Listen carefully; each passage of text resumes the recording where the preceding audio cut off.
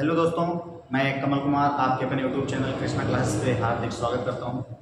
दोस्तों, हम लोग जीएस के क्रम में हिस्ट्री पढ़ रहे हैं और हिस्ट्री में हमने अपनी पिछली क्लासेस में देखा कि किस प्रकार से यूरोपीय कंपनियां आई और कंपनियों के आगमन के साथ साथ जो हमारी पिछली क्लासेस थी उसमें हमने देखा कि ब्रिटिश ईस्ट इंडिया कंपनी ने अपना वर्चस्व बढ़ाते हुए भारत में एक युद्ध भी लड़ा, जिस युद्ध का नाम प्लासी का युद्ध था।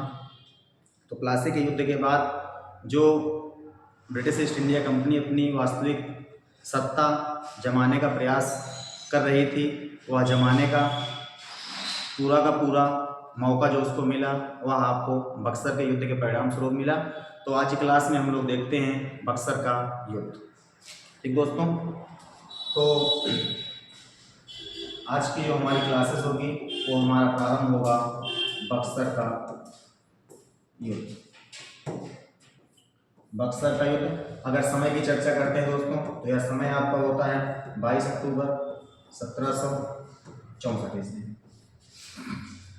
22 अक्टूबर 1764। तो दोस्तों, जैसा कि हमने पिछली क्लासेस में देखा था कि प्लासी के युद्ध को जीतने के परिणाम स्वरूप British East India company Bengal का नवाब जो है अपने एक सेनापति, आप कह सकते हो कि सिराजुद्दौला के सेनापति मीर जाफर को अपना नवाब बनाती है बंगाल के क्षेत्रों में, और उसको नवाब बनाने के एवज में जो है ब्रिटिश ईस्ट इंडिया कंपनी उससे काफ़ी सारे पैसों को वसूलती है, जिससे वो लोग कहते हैं भैया आपके जो पुराने नवाब थे सिराजुद्दौला, उन्होंने हमें बहुत नुकसान पहुंचाया था, उनकी वजह से हमें बहुत नुकसान हुआ था, उसके एवज में आप हमें पैसा देंगे। और पैसे के साथ साथ कहा जाता है कि आपके आपके बंगाल के नवाब मीर जाफर के द्वारा 24 परगना दे दिया जाता है ब्रिटिश ईस्ट इंडिया कंपनी को। और ये ब्रिटिश ईस्ट इंडिया कंपनी इन 24 परगनों से अब क्या करने लगी है भैया, तो यहाँ से अब टैक्स की वसूली करने लगी है, कर की वसूली करने लगी है। कहाँ से? तो आपके बंगाल के क्षेत्रों में। अब ये ब्रिटिश ईस्ट इंडिया कंपनी जो यहाँ व्यापार कर रही थी, व्यापार करने के साथ साथ ब्रिटिश ईस्ट इंडिया कंपनी ने अब अपना एक कमाने का भी जरिया बना लिया। किससे? तो भैया 24 जो परगने लिए थे, इसी के माध्यम से ये लोग यहाँ पे अब पैसे भी कमाने लगे या पैसे भी अपने क्षेत्र में लेने लगे या बंगाल के क्षेत्रों से पैसे भी लेने लगे। अब इसी के परिणाम स्वरूप क्या होता है कि अब आपका 1757 के बाद जो बंगाल का जो एक नवाब बनाया गया है मीर जाफर जो बंगाल में नवाब बना बैठा है, इसको भैया ब्रिटिश ईस्ट इंडिया कंपनी अब क्या कर रही है, तो इसको ब्रिटिश ईस्ट इंडिया कंपनी अब आए दिन, अब चाहे आपका सेनापति जैसे इस समय तक जो सेनापति आपका बैठा था वो कौन होता है भैया, तो ब्रिटिश का मेन आदमी होता है, नाम क्या होता है इसका, रॉबर्ट क्लाइव। आप कह लीजिए कि जैसे ही यहाँ युद्ध को जीतता है प्लासी का युद्ध जीतने के बाद इसे जो है सेनापति से क्या बना दिया जाता है, इसे बंगाल का गवर्नर बना दिया जाता है, बंगाल का गवर्नर बना दिया जाता है कंपनी के अधीन। अब ये व्यक्ति यहाँ पे बैठा होता है। अब कंपनी का कोई भी व्यक्ति जिसकी भी इच्छा हुई, ये आपके शासन चला कहाँ से रहे थे आपके मीर जाफर, तो मीर जाफर अपना शासन जो चला रहे थे दोस्तों, ये चला रहे थे मुर्शिदाबाद से। कहाँ से चला रहे थे? तो ये अपना शासन चला रहे थे मुर्शिदाबाद, जो आपके बंगाल के क्षेत्रों में स्थापित था, या आप कह सकते हो बांग्लादेश के क्षेत्रों में स्थापित था। अब मुर्शिदाबाद से अपनी शासन व्यवस्था चला रहे थे और आए दिन इनके पास या इनकी जो राजधानी हुआ करती थी बंगाल की मुर्शिदाबाद, इस राजधानी के क्षेत्र में ब्रिटिश ईस्ट इंडिया कंपनी का कोई ना कोई कर्मचारी आए दिन पहुंचा रहता था। अब आए दिन यहाँ पे कोई ना कोई कर्मचारी पहुंचा है और पहुंचने के साथ साथ वो क्या देख रहा है कि यहाँ पे आए दिन मीर जाफर से कोई भी व्यक्ति आया और मीर जाफर से सीधा पैसा वसूला और पैसा वसूल के सीधा चला गया। अब मीर जाफर इनको पैसे देते देते बहुत परेशान हो चुका था, बहुत परेशान हुआ कि यार हम यहाँ नवाब बने हैं, केवल नाम मात्र के नवाब हैं, पूरी की पूरी सत्ता तो ब्रिटिश ईस्ट इंडिया कंपनी चला रही है। और ब्रिटिश ईस्ट इंडिया कंपनी के एक छोटा सा भी अधिकारी जो है जब चाहता है तो हमसे आकर के पैसा वसूल लेता है, और पैसा हमको देना पड़ता है। क्यों देना पड़ता है? क्योंकि हम एक अयोग्य शासक थे और हमें ब्रिटिश ईस्ट इंडिया कंपनी के द्वारा ही यहाँ का नवाब बनाया गया है। अब इन सबसे परेशान होकर के अंततः जब आपका मीर जाफर पैसे देने से मना करता है, तब आपके रॉबर्ट क्लाइव वगैरह ब्रिटिश ईस्ट इंडिया कंपनी कहती है कि यार इसको ये कोई योग्य शासक थोड़ी, ऐसी तो हम जब चाहेंगे तब हटा देंगे। और अंततः आपके मीर जाफर को क्या किया जाता है भैया, इसे बंगाल के नवाब के पद से हटा दिया जाता है। बंगाल के नवाब के पद से हटाया गया, बंगाल के नवाब के पद से इसे हटा दिया गया। अब जब इसे बंगाल के नवाब के पद से हटाया गया तो उसके बाद ये व्यक्ति हट गया। अब ब्रिटिश ईस्ट इंडिया कंपनी या आपके रॉबर्ट क्लाइव ने सोचा कि यार हम क्या काम करते हैं, हमें किसी तरीके का कोई व्यक्ति हम ला करके फिर ब्रिटिश ईस्ट इंडिया कंपनी के अधीन बंगाल के क्षेत्रों में खड़ा कर देंगे, जो हमारे कहने के अनुसार शासन व्यवस्था का संचालन करेगा, हमें जो पैसा मिलता रहेगा यहाँ से पैसे में लगातार मिलते रहेंगे। और इसी में इन लोगों ने एक नए व्यक्ति को यहाँ की सत्ता सौंप दी और उसका नाम क्या होता है भैया, उसका नाम होता है मीर कासिम। अब मीर कासिम को इन लोगों ने सत्ता जो सौंपी, वो समय लगभग 1760 का समय हुआ करता है। कब का समय होता है भैया, 1760 का समय। 1760 के समय में कौन सा व्यक्ति, तो मीर कासिम नाम का व्यक्ति कहाँ का नवाब बनता है, तो यह नवाब बनता है आपके बंगाल का। किसके स्थान पे भैया, मीर जाफर के स्थान पे मीर कासिम नाम का व्यक्ति नवाब बनता है 1760 में। या कभी कभी पूछता है कब से कब तक का इसका शासन काल रहा था, तो यह 1760 से लेकर के 1763 ईस्वी तक का शासन काल होता है किसका, मीर कासिम का। अब मीर कासिम देखता है कि यार यहाँ पे ब्रिटिश ईस्ट इंडिया कंपनी जो थी या रॉबर्ट क्लाइव जो था, इन लोगों ने आखिर मीर जाफर को यहाँ से हटाया था। तो इनको तो यहाँ पे इसको पता चला कि यार मीर जाफर को इसको हटाया गया क्योंकि मीर जाफर से ये लोग किसकी मांग किया करते थे, मीर जाफर से ये लोग पैसे की मांग किया करते थे। जब तक उसके पास पैसा था तब तक वो पैसा दिया, अब उसके पास पैसा नहीं है तो पैसा देने से मना कर रहा था, इस वजह से मीर जाफर को हटा दिया गया। फिर क्या होता है, फिर अब मीर कासिम जैसे शासक बनता है, मीर कासिम ने सबसे पहला काम जो किया भैया, वो क्या काम किया इसने, तो इसने सबसे पहला काम किया अपनी राजधानी परिवर्तित कर ली। इसने अपनी राजधानी परिवर्तित की। अब ये अपनी राजधानी कहाँ लेके गया, तो यह अपनी राजधानी जो लेकर जाता है वो कहाँ लेके जाता है, यह अपनी राजधानी दोस्तों, जो इसकी राजधानी हुआ करती थी कौन सी, मुर्शिदाबाद। किसके द्वारा बसाई गई थी, तो यह बसाई गई थी आपके यहाँ मुर्शीद कुली खां के द्वारा, मुर्शीद कुली खां के द्वारा बसाई गई थी। यह अपनी राजधानी को मुर्शिदाबाद से कहाँ लेके जाता है, तो अपनी राजधानी को मुर्शिदाबाद से मुंगेर लेके जाता है। मुंगेर कहाँ पड़ता है भैया, तो यह बिहार प्रांत है, बिहार के क्षेत्र में होता है। अब ये मुंगेर को अपनी राजधानी क्यों ले गया, तो इसको लगा कि यार चूंकि ब्रिटिश ईस्ट इंडिया कंपनी यहीं फोर्ट विलियम में बैठती है कलकत्ता में, और जब इनको थोड़े से पैसे की आवश्यकता होती है, एक दिन 2 दिन 4 दिन छोड़ करके आए दिन यहाँ पहुंचे ही रहते हैं कंपनी के आदमी पैसे लेने के लिए हमसे। अब क्या करेंगे, जब हम अपनी राजधानी कहाँ से लेके चले जाएंगे, मुर्शिदाबाद से मुंगेर लेके चले जाएंगे, तो अब ये जो ब्रिटिश ईस्ट इंडिया कंपनी का जो व्यक्ति है या ब्रिटिश ईस्ट इंडिया कंपनी के जो भी कर्मचारी हैं, जो रोज रोज हमें परेशान करने आ रहे हैं, रोज रोज परेशान ना करके ये हमें अब कभी कभी परेशान करेंगे, अर्थात बीच बीच में एक एक बार आया करेंगे। जो पर डे आ रहे हैं वो 15 दिन या 1 महीने पर आएंगे। अब क्या हुआ, ये भी व्यक्ति देता रहा, ये व्यक्ति इनको टैक्स देता रहा और इनके पास समय समय पर कंपनी का व्यक्ति पहुंचता था और समय समय पर कंपनी के व्यक्ति को ये क्या प्रदान करता रहा, या टैक्स देता रहा। लेकिन अंततः इसको लगा कि यार हमें योग्य शासक है, हम अपनी शासन व्यवस्था का संचालन कर सकते हैं, तो हमें ब्रिटिश ईस्ट इंडिया कंपनी को टैक्स देने की आवश्यकता क्या है। तो अंततः आपका 1763 ईस्वी के आसपास में, 1763 ईस्वी का जब समय होता है, 1763 ईस्वी के आसपास के समय, यही इसका अंतिम समय होता है मीर कासिम का। 1763 ईस्वी के समय Mir Qasim British East India company के जो आपके गवर्नर होते हैं या ब्रिटिश ईस्ट इंडिया कंपनी के जो सेनापति होते हैं, इनसे क्या कहता है भैया, इनसे कहता है सर जी एक काम करिए कि अब आपको, अगर आप कहाँ पे, अगर आप हमारे बंगाल के क्षेत्रों में व्यापार कर रहे हैं, तो बंगाल के क्षेत्रों में व्यापार करने के एवज में अब आपको हमें टैक्स देना होगा। मतलब अभी तक जो आप बंगाल के क्षेत्रों में इतने दिन से टैक्स फ्री व्यापार कर रहे हैं, अब आप टैक्स फ्री व्यापार नहीं करेंगे। और टैक्स फ्री व्यापार क्यों नहीं करेंगे? क्योंकि आप बंगाल के क्षेत्र में रह रहे हैं, बंगाल के क्षेत्र में आपकी कंपनियां व्यापार करें, बंगाल से आप इतना कमा रहे हैं और बंगाल से आप अपना राजस्व भी ले रहे हैं, तो अब आप टैक्स आपको देना होगा। तो अब आप सोच के देखो कि यहाँ पे वो कंपनी जो इतने दिनों से टैक्स फ्री व्यापार कर रही है और उसने ही उस नवाब को पाला है, उसने ही उस नवाब को बनाया है, तो क्या वो कंपनी उस नवाब को टैक्स देना पसंद करेगी? तो अर्थात नहीं।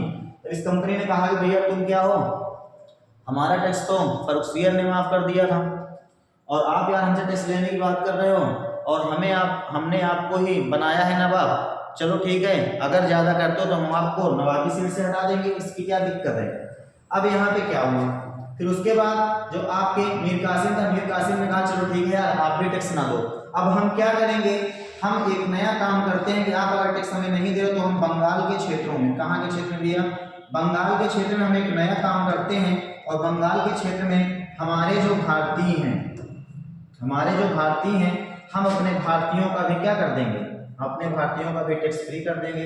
अब वो भी टैक्स फ्री व्यापार कर रहे हैं, आप भी टैक्स फ्री व्यापार करो, अब आकर के आप दोनों इक्वल करो या आप दोनों बराबरी पे व्यापार करो, हमें कोई दिक्कत नहीं है।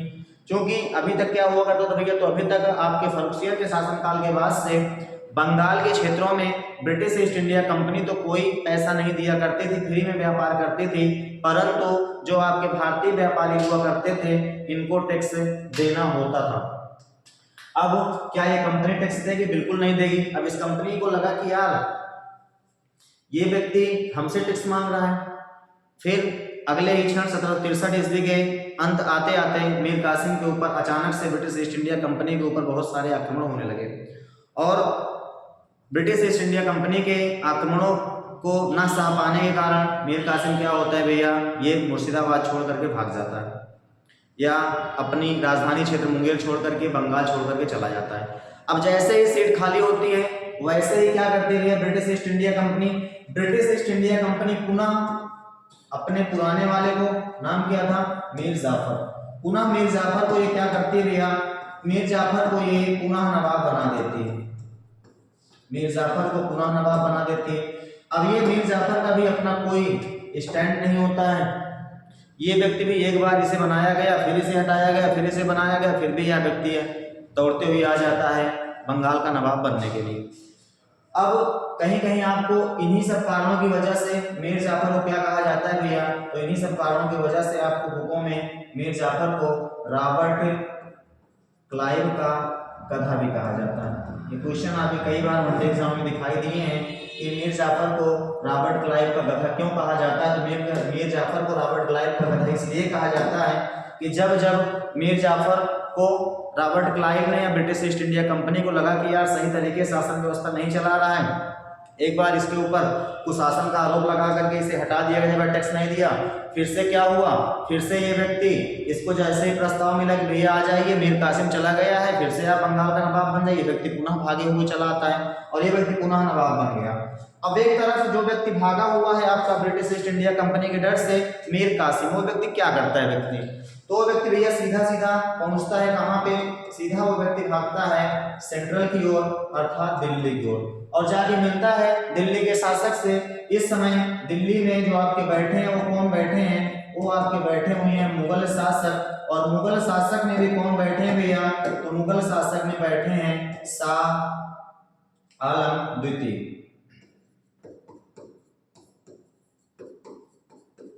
शाह आलम द्वितीय बैठे। अब शाह आलम द्वितीय से मिलता है भैया और कहता है कि सर जी आप हमारा साथ दो और हमें पूर्ण विश्वास है कि ब्रिटिश ईस्ट इंडिया कंपनी को यहाँ से भगा देंगे। अब शाह आलम द्वितीय को भी लगा कि यार हम लोगों को भी ब्रिटिश ईस्ट इंडिया कंपनी परेशान कर रही है, जो हमें कुछ क्षेत्रों से टैक्स वगैरह मिलना था वो पहले से बंद थे और अब जहाँ जहाँ हमें मिल रहे हैं वहाँ भी ये लोग डिस्टर्ब कर रहे हैं। फिर ये व्यक्ति कहाँ जाता है भैया, मीर कासिम। इसके बाद मीर कासिम जो दूसरा स्थान पकड़ता है वो आपका जाता है किसके पास, वो आता है अवध के प्रांत में। और अवध में उस समय तत्कालीन आपके अवध के एक नवाब होते हैं, उनका नाम आपसे पूछा जाता है, उनका नाम क्या था भैया, उनका नाम था शुजाउद्दौला। क्या नाम था, शुजाउद्दौला। ये आपके अवध के नवाब होते हैं, ये आपके मुगल शासक होते हैं। इन दो व्यक्तियों के पास आता है, इन दो व्यक्तियों का साथ लेकर के और खुद अब खुद भी अपना कौन, मीर कासिम। तो मीर कासिम कौन था भैया, तो ये मीर कासिम आपका पूर्व बंगाल का नवाब था, जिसे ब्रिटिश ईस्ट इंडिया कंपनी ने हटा दिया था और इसके स्थान पे किसे बनाया था, फिर से बनाया था मीर जाफर को। अब ये तीन व्यक्ति मिलते हैं और इन तीनों की एक त्रिगुट सेना तैयार होती है और यह त्रिगुट सेना तैयार होकर के ब्रिटिश ईस्ट इंडिया कंपनी के विरोध में युद्ध के मैदान में उतरती है। त्रिगुट सेना कौन कौन सेना थी भैया, तो आपके दिल्ली के मुगल शासक शाह आलम द्वितीय की सेना थी, अवध के नवाब शुजाउद्दौला की सेना थी, मीर कासिम बंगाल के पूर्व नवाब की अपनी खुद की कुछ सेनाएं थी। और ये सेनाएं उतरती हैं युद्ध लड़ने के लिए और इसी युद्ध को जाना जाता है किस नाम से, इसी युद्ध को जाना जाता है बक्सर के युद्ध के नाम से। किस नाम से भैया, तो इसी को जाना जाता है बक्सर का युद्ध। अब यह युद्ध हुआ कब था, तो यह युद्ध आपका होता है 22 अक्टूबर 1764 ईस्वी। 22 अक्टूबर 1764 ईस्वी को यह युद्ध होता है। अब यह युद्ध कहाँ लड़ा गया, ये यहाँ पर क्वेश्चन पूछा था। यहाँ से क्वेश्चन कैसे कैसे पूछे जाते हैं, तो सबसे पहला क्वेश्चन पूछता है भैया कि बक्सर का युद्ध कहाँ हुआ था। तो बक्सर का युद्ध एक स्थान है आपका, कहाँ पे, बक्सर कहाँ पड़ता है भैया, ये बिहार में अवस्थित है। इसी स्थान पर यह युद्ध हुआ था। युद्ध के समय आपके मुगल शासक कौन थे, तो युद्ध के समय आपके मुगल शासक कौन थे, तो युद्ध के समय मुगल शासक थे शाह आलम द्वितीय। कौन, क्या नाम था भैया, युद्ध के समय जो आपके शासक थे शाह आलम द्वितीय नाम होता है।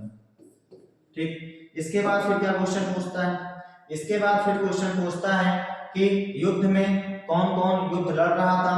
तो युद्ध में एक तरफ आपके शासक थे कौन, एक तरफ जो आपके युद्ध लड़ रहे थे वो आपके थे मुगल शासक शाह आलम द्वितीय,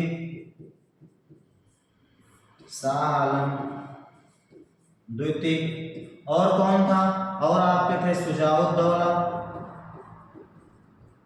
और युद्ध में आपके थे भैया शुजाउद्दौला, और युद्ध में कौन था, तो और युद्ध में तीसरा पर्सन जो था वो था आपका मीर कासिम, मीर कासिम।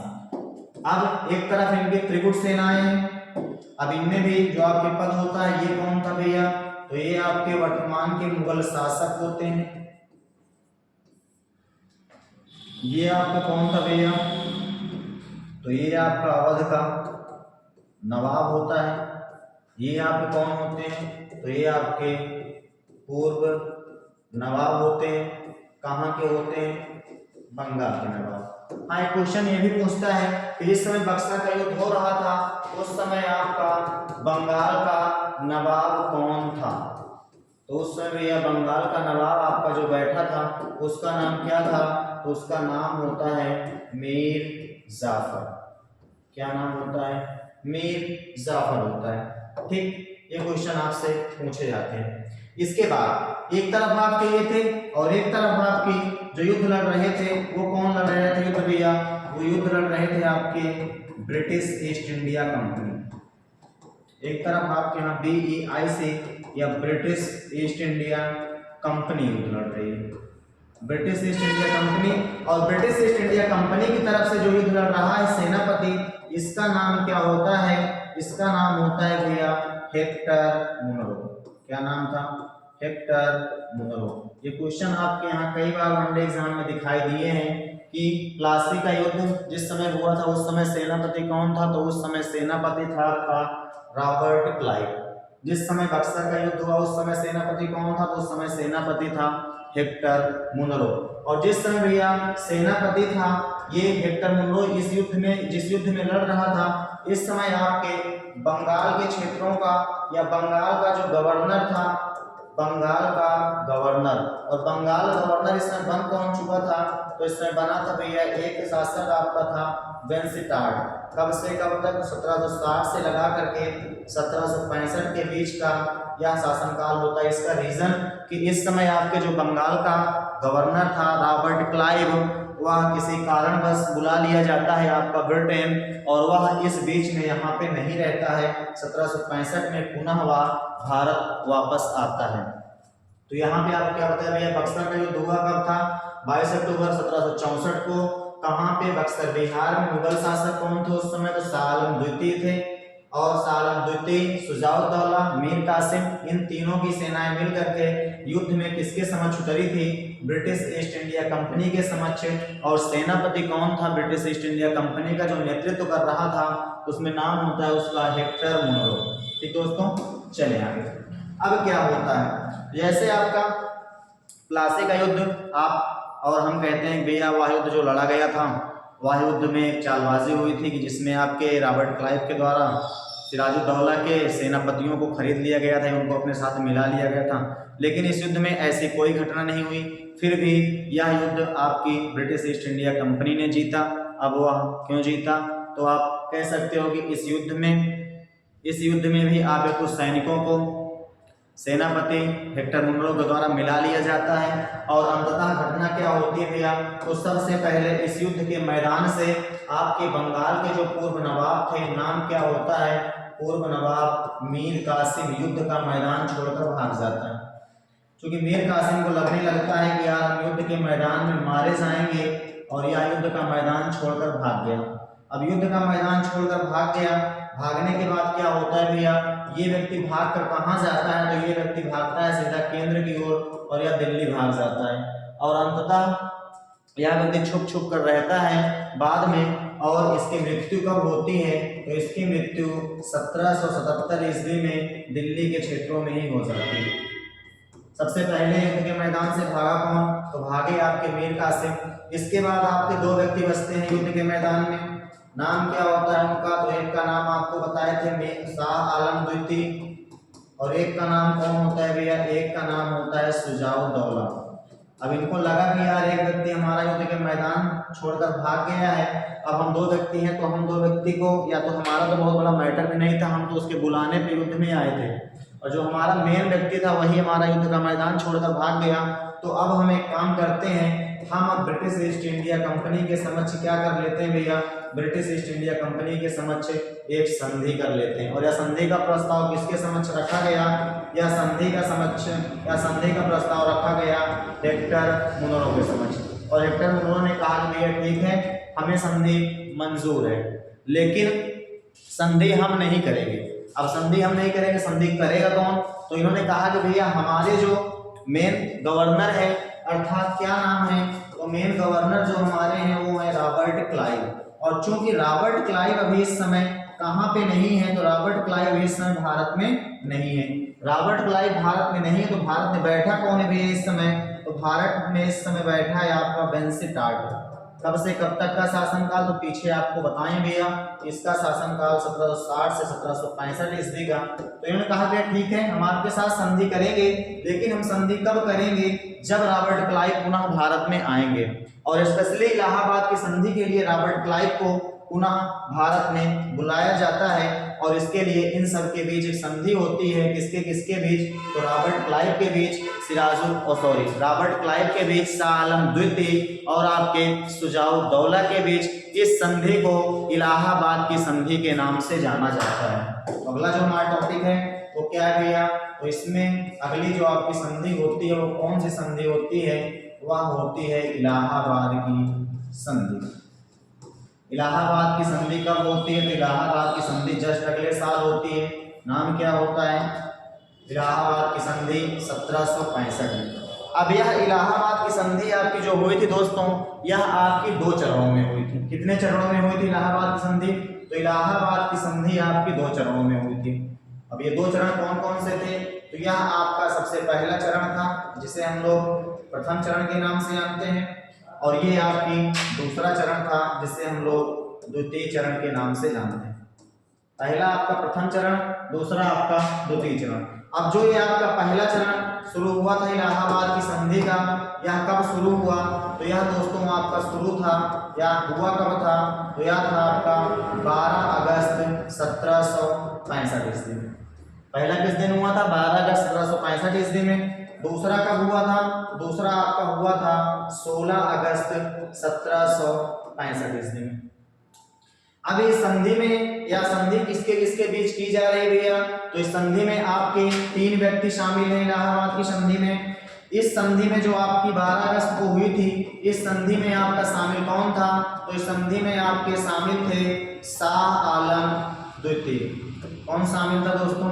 इसमें आपके शामिल थे शाह आलम द्वितीय। हुआ कौन शामिल था? इसमें आपका शामिल था रॉबर्ट क्लाइव। इस समय आ गया था 1765 में। इस संधि में आपके कौन शामिल था 16 अगस्त वाले में? तो इसमें भैया आपका शामिल था अवध का नवाब शुजाउद्दौला। कौन था? शुजाउद्दौला हुआ रॉबर्ट क्लाइव। शुजाउद्दौला व रॉबर्ट क्लाइव था। अब इस संधि में क्या हुआ? तो जैसा कि आप देखेंगे भैया कि सबसे ज्यादा नरमी जो बढ़ती गई वो थोड़ी सी नरमी आपके मुगल शासक शाह आलम द्वितीय के साथ में बढ़ती गई। अब उनके साथ क्यों बढ़ती गई? तो रॉबर्ट क्लाइव को अब यहाँ से भविष्य दिख रहा था कि यार अगर हम थोड़ी सी नरमी बरतते हैं मुगल शासक के साथ में तो ये हमारे साथ में रह करके आगे हमें बहुत सारा फायदा पहुंचाएंगे, या हमें भारत में सत्ता स्थापित करने में थोड़ी सी मजबूती मिलेगी। किसकी वजह से? शाह आलम द्वितीय के साथ। और वहीं पे अगर हम देखेंगे अवध के साथ, तो अवध के साथ इसने बहुत बर्बरतापूर्ण व्यवहार किया, या अवध के साथ बहुत बुरी तरीके का व्यवहार किया, जिससे अवध पूरी तरीके से टूट गया था। अब इसमें जो आपको दिखाई देगा भैया कि शाह आलम द्वितीय के साथ क्या हुआ, तो इस संधि में सबसे पहले ब्रिटिश ईस्ट इंडिया कंपनी या रॉबर्ट क्लाइव के द्वारा कहा गया कि यार एक काम करो कि सबसे पहले हमें अब क्या चाहिए, तो हमें अब बंगाल, बिहार और उड़ीसा। रॉबर्ट क्लाइव ने कहा कि भैया सबसे पहली गलती आपकी ये है कि आपको युद्ध में आना ही नहीं चाहिए था, क्योंकि युद्ध हमारे और आपके बीच में था ही नहीं। युद्ध था मीर कासिम के बीच। अब आप युद्ध में आए हो तो उसका हर्जाना तो आपको देना होगा, और उस हर्जाने के रूप में आप क्या देंगे भैया?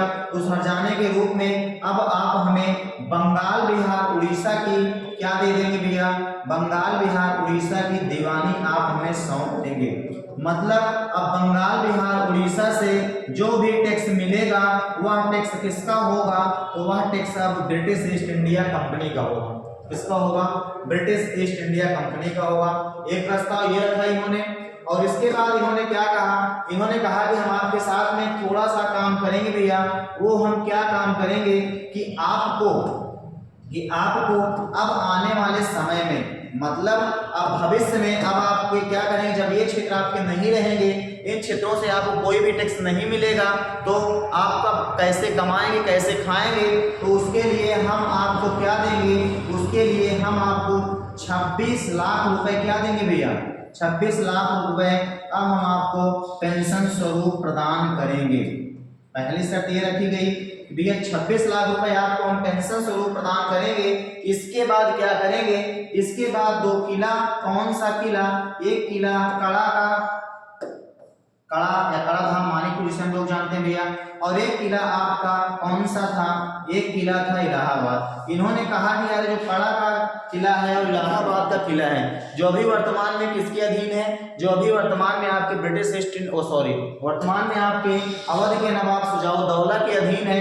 इसको हम अवध के नवाब शुजाउद्दौला से लेंगे, और लेने के बाद हम आपको दे देंगे इलाहाबाद, और कड़ा का किला हम किसे देंगे भैया?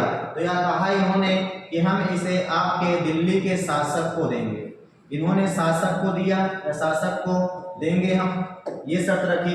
अब संधि को तो इनको मानना था, क्योंकि हारे हुए थे, और हारे हुए जो होते हैं संधि की शर्तों में वो कोई बदलाव नहीं कर सकते हैं। और इस तरफ अब पकड़ा गया किसको भैया? शुजाउद्दौला को। कितनी तारीख को? 16 अगस्त को। 16 अगस्त को पकड़ा गया आपके यहाँ शुजाउद्दौला को। अब शुजाउद्दौला से क्या शर्त रखी गई? तो शुजाउद्दौला से कहा गया भैया कि आपको भी युद्ध में नहीं आना था, क्योंकि युद्ध आपके बीच था ही नहीं। युद्ध हमारे और मीर कासिम के था। अब आप युद्ध में आए हो तो आप क्या करोगे? सबसे पहले इनसे कहा गया कि भैया आप एक काम करो कि आप कड़ा का किला, और कड़ा के साथ साथ आप कौन सा किला? इलाहाबाद का किला। ये 2 किले तो आप किसे दोगे? ये 2 किले आप मुगल शासक को दोगे। मतलब अब इसके ऊपर जो भी टैक्स होगा, या यहाँ का जो भी पैसा वैसा वसूला जाएगा, जो भी सेनाएं पलेंगी वो मुगल शासक की पलेंगी। इसके साथ और आप क्या करोगे? इसके साथ जो दूसरा काम करोगे भैया, इनके पास में एक और किला था। कौन सा किला था? यह था चुनार का किला। कौन सा किला था? यह था चुनार का किला, जो वर्तमान में आपका या मिर्जापुर के क्षेत्र में अवस्थित है। इन्होंने कहा कि चुनार का किला है भैया, ये आप किसे दोगे? ये आप ब्रिटिश ईस्ट इंडिया कंपनी को दोगे। चुनार किला उस समय में आपका अवैध किला माना जाता था, और यहाँ पे जो अब सेनाएं रहेंगी, ये सेनाएं किसकी रहेंगी? तो ये सेनाएं ब्रिटिश ईस्ट इंडिया कंपनी की रहेंगी। और इतने से ही नहीं, इन्होंने कहा ये तो ठीक है, ये तो आप दोगे ही दोगे, और इसके अलावा आपको और क्या देना है भैया? आपको क्षतिपूर्ति के लिए, मतलब आपने जो हमारे ऊपर आक्रमण किया, हमें इससे नुकसान हुआ है, इसके लिए क्षतिपूर्ति के लिए आप हमें कितना पैसा? तो आप हमें 50 लाख रुपया भी देंगे।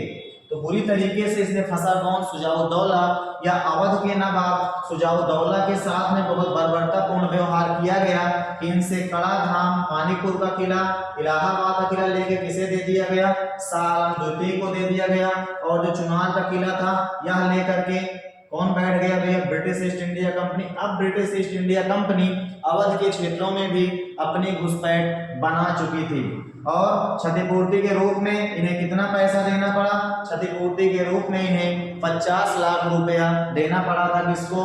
सुजाउद्दौला को। किसे भैया? तो रॉबर्ट क्लाइव को।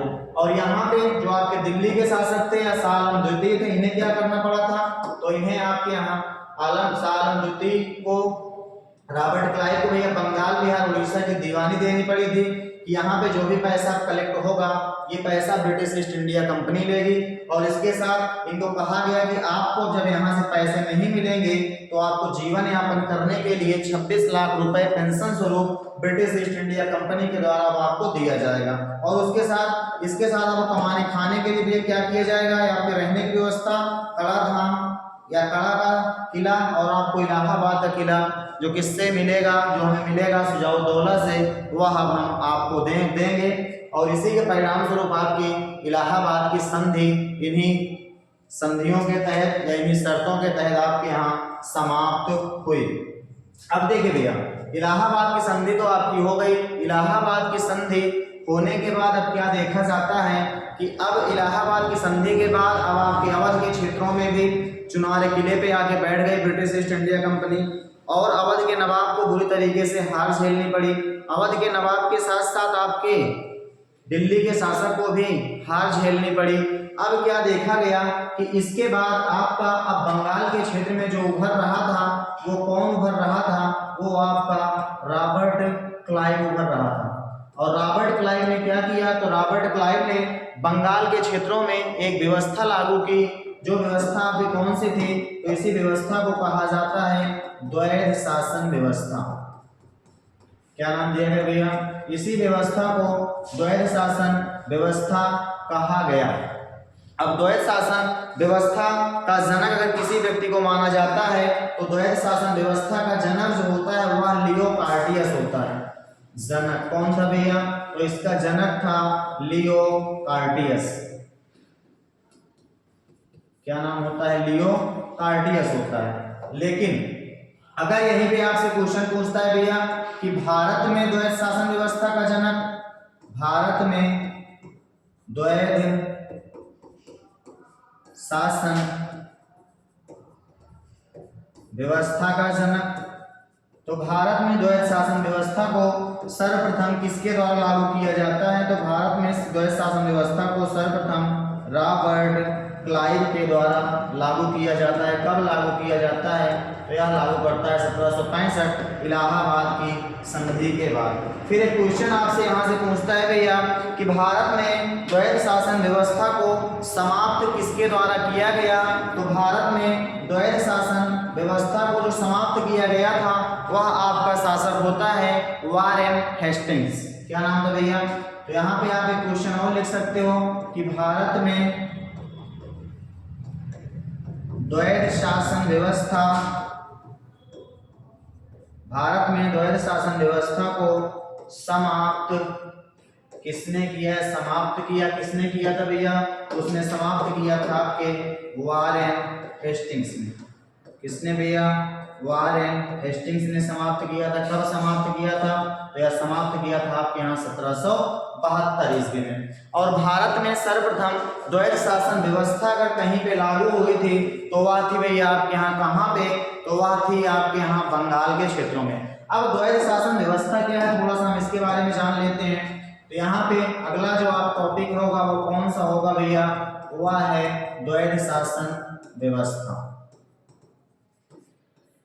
द्वैध शासन व्यवस्था या दोहरी शासन व्यवस्था।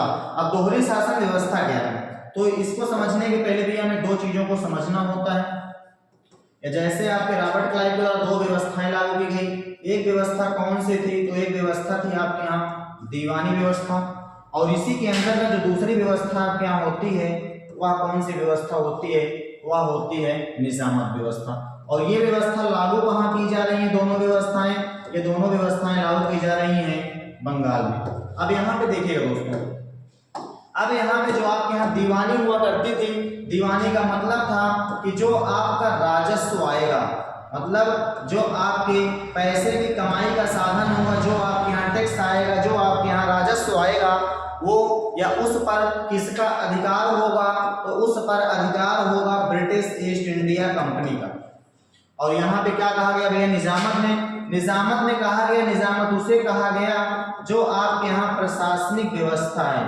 प्रशासनिक व्यवस्था का मतलब कि प्रशासन में तो बैठे होंगे आपके कौन? नवाब। प्रशासन में तो आपके नवाब बैठे होंगे, या जैसे 1765 में आपके मीर जाफर की मृत्यु होती है, तो मीर जाफर की मृत्यु के बाद जो आपका शासक होता है भैया यहाँ का, उसका नाम क्या था? तो उसका नाम होता है सैफुद्दौला। सैफुद्दौला, सैफुद्दौला ये आपका कौन था भैया? तो ये आपका नवाब होता है। कब से नवाब होता है? तो ये 1765 में किसकी मृत्यु होती है? जब मीर जाफर की मृत्यु होती है, तो उसके बाद सैफुद्दौला को बंगाल का नवाब बनाया जाता है। अब इसके बाद देखिए दोस्तों, अब क्या होता है कि एक तरफ आपके यहाँ दीवानी व्यवस्था लागू कर दी गई, एक तरफ आपके यहाँ निजामत व्यवस्था लागू कर दी गई, और ये दोनों व्यवस्थाओं को ही क्या कहा गया? द्वैध शासन व्यवस्था कहा गया। कहाँ लागू है? बंगाल के क्षेत्रों में। दीवानी का मतलब है भैया कि आपके जो भी पैसे कमाने के साधन है, जो भी आपको राजस्व कलेक्ट होगा बंगाल के क्षेत्रों से, उस पे अधिकार किसका होगा? तो उस पे अधिकार होगा ब्रिटिश ईस्ट इंडिया कंपनी को।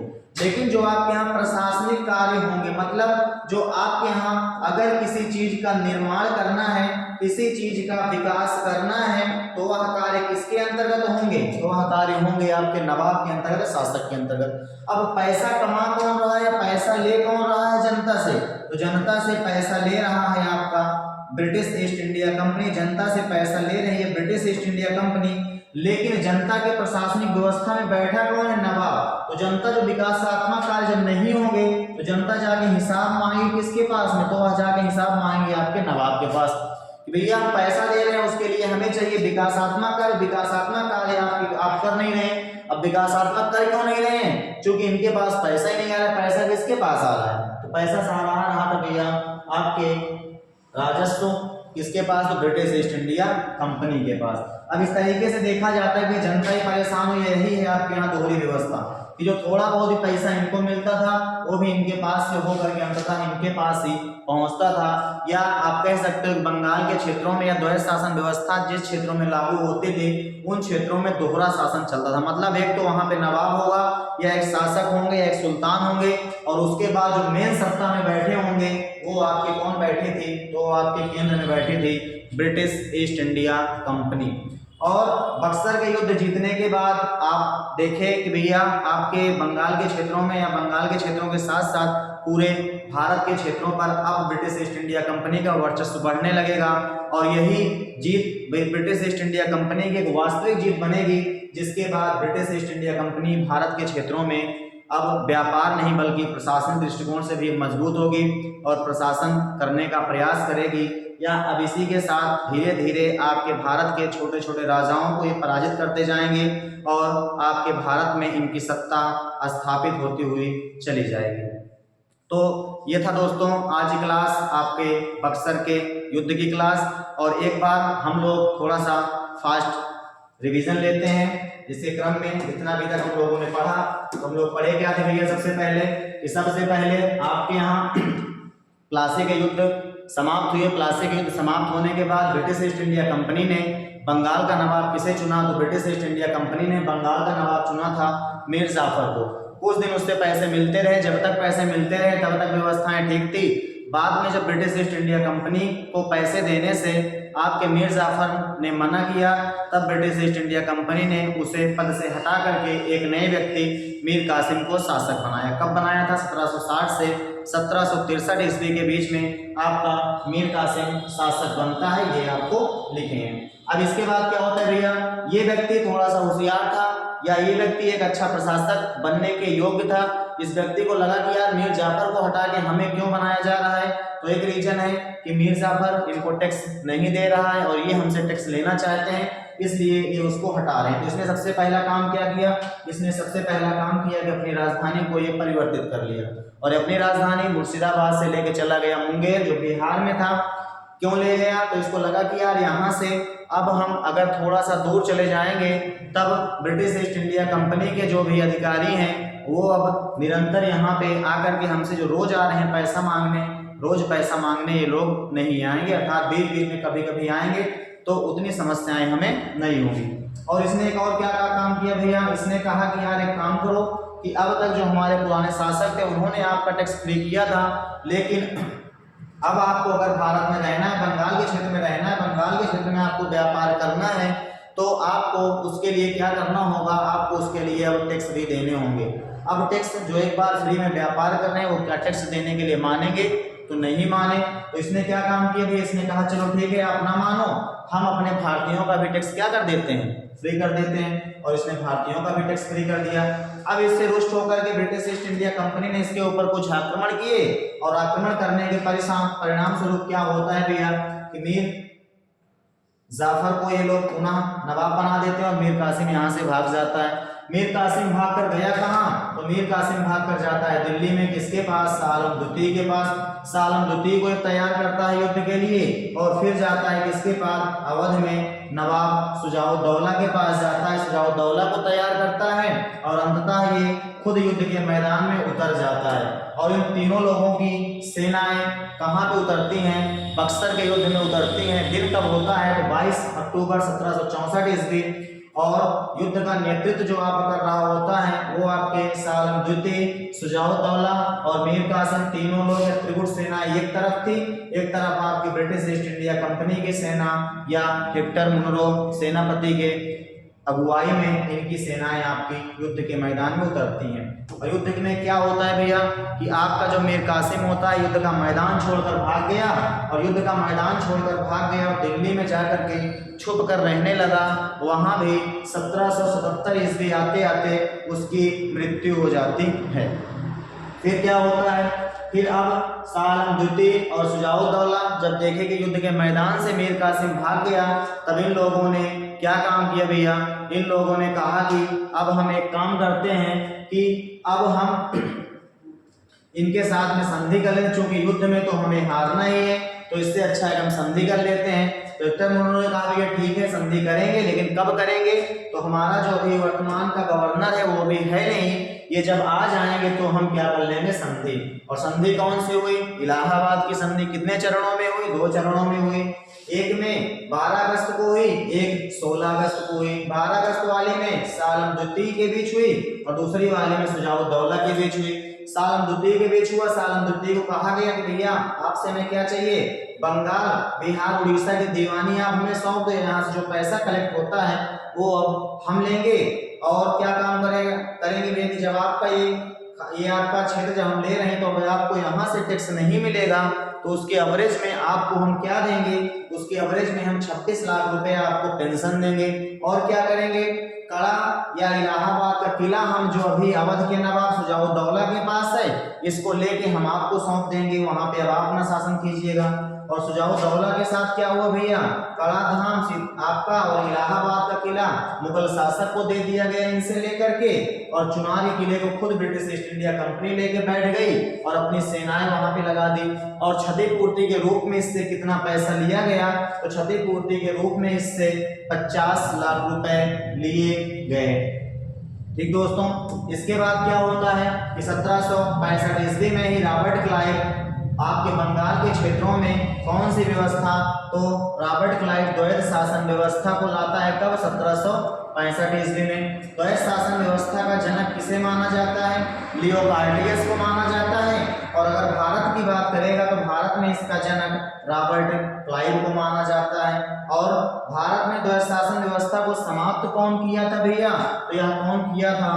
तो आपके तत्कालीन गवर्नर या तत्कालीन गवर्नर जनरल आपके कौन थे बंगाल के? तो वह थे आपके वारेन हेस्टिंग्स। इनके द्वारा 1772 में समाप्त किया जाता है। इसके बाद क्या होता है भैया? अब ये आपको बताया द्वैध शासन व्यवस्था क्या होती है। द्वैध शासन व्यवस्था में आपको दोहरी शासन व्यवस्थाएं आपको दिखाई देती हैं। दोस्तों, इसी के साथ आपकी आज की क्लास यहीं तक रखते हैं, क्योंकि लंबी क्लास हो रही है दोस्तों। तो आगे हम लोग अपनी नेक्स्ट क्लास में या नेक्स्ट वीडियो के साथ में मिलेंगे। तो आप लोग दोस्तों बताइएगा ज़रूर कि आज की क्लास आपको कैसी लगी। आगे मिलेंगे हम नेक्स्ट वीडियो में, तब तक के लिए थैंक यू। जय हिंद, जय भारत।